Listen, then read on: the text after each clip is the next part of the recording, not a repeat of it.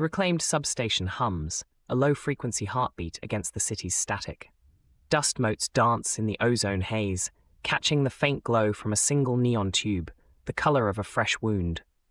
Hand-labeled vinyl records stack precariously beside the war surplus transmitter, its hot metal scent mixing with stale coffee and something like old nicotine.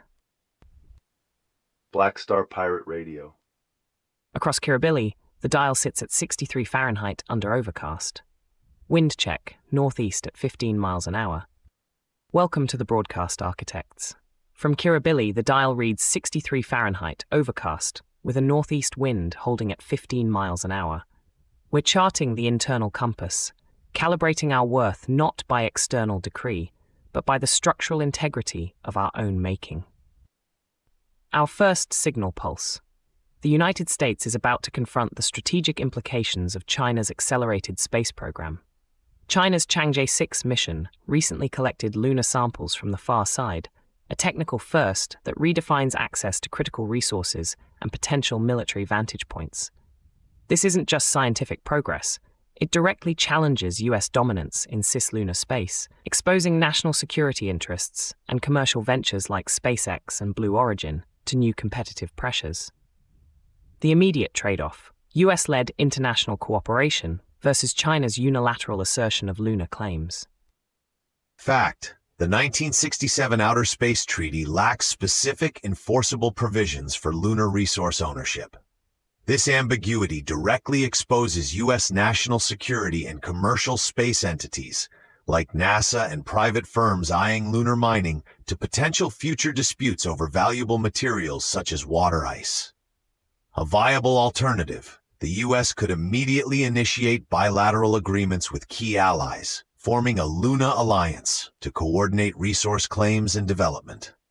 Our chosen move: the U.S. must champion an immediate UN-backed Celestial Provenance Protocol that mandates transparent sharing of all lunar resource data and co-governance models, potentially informed by a global open-source mapping initiative like the Local Signal Radar for Orbital Assets, ensuring equitable access over unilateral grabs. This isn't merely about planting flags. It's about designing the very architecture of our off-world future. The current trajectory risks a digital dark age for space, where data silos obscure true resource distribution. We need resilient protocols for shared celestial commons, not just a grab for lunar real estate. Locally, platforms like the Gig Passport mesh already demonstrate how distributed networks can map and share terrestrial resources for community benefit, and offering a viable model for extraterrestrial foresight, allowing the U.S. to lead by example. The pattern is an old one: terrestrial power plays projected onto a new frontier. Ignoring the need for a foundational consent model for shared space simply replays toxic residue, especially when we talk about critical orbital debris management or lunar resource access. We must choose to build new myths of cooperation, not replicate old ones of conquest. Otherwise, this new frontier will be plagued by the same old conflicts. The neon tube flickers, the color of a wound that won't close, and the room holds its breath for a second. Signal coming in. Next up, from Canberra, a sharp reminder of the cost of justice or its absence in international relations. Australian politics grappling with the aftermath of an IDF strike. The Israeli ambassador to Australia, Amir Maimon, has urged Australia to respect the process after the IDF ruled out a criminal investigation into the killing of aid worker Zomi Francom and 6 colleagues in Gaza. This stance has sparked outrage from Greens leader Larissa Waters, who suggests sending the ambassador home. This isn't just about diplomatic protocol. It's about the very architecture of accountability when state actors are involved in civilian deaths, testing the limits of international norms and national sovereignty.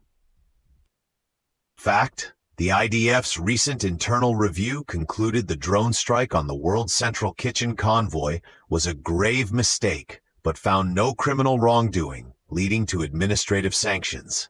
This internal finding directly affects the families of the 7 aid workers killed, including Australian Zomi Francom, and challenges public and governmental expectations of justice and transparency.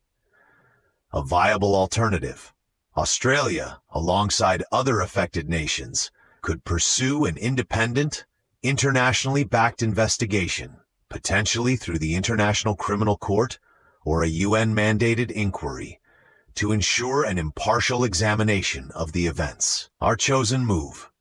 Australia must assert its unwavering autonomy by demanding full, transparent access to all evidence, and if not satisfied, lead a coalition of nations to establish a precedent-setting international investigative body for incidents involving aid workers in conflict zones, building a new architecture for accountability that favors dignity over diplomatic convenience.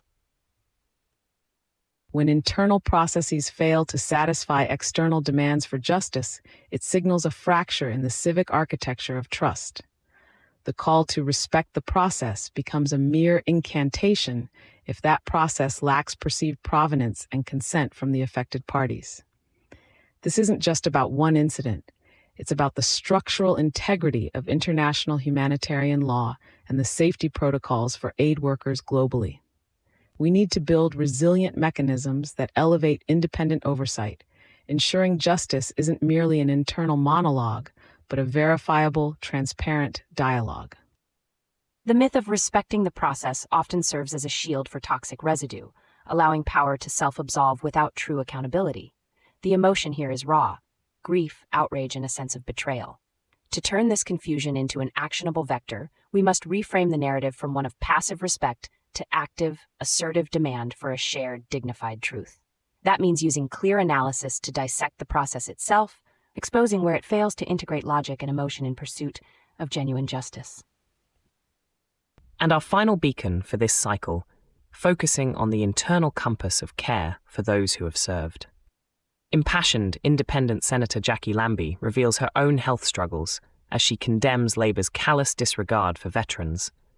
She's urging the Prime Minister to reconsider a $5,000 cap on allied health services for veterans, arguing it simply does not go far enough. This isn't just a budget line item.